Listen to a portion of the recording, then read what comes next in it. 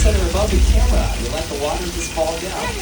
We have strobe lights and speakers for thunder and music.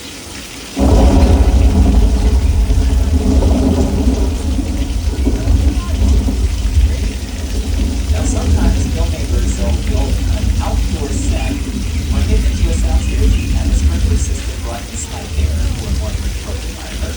And what is that? Oh no, guys, watch out, flash flood!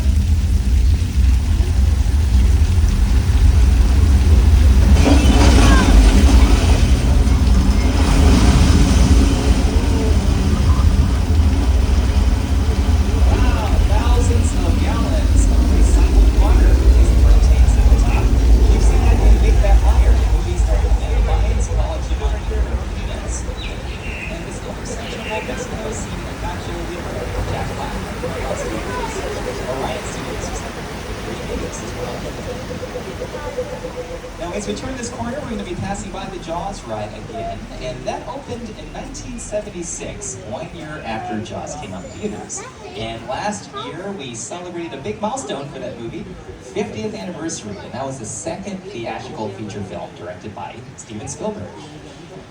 The Jaws ride was almost the inevitable result of the size of the box office when Jaws first opened.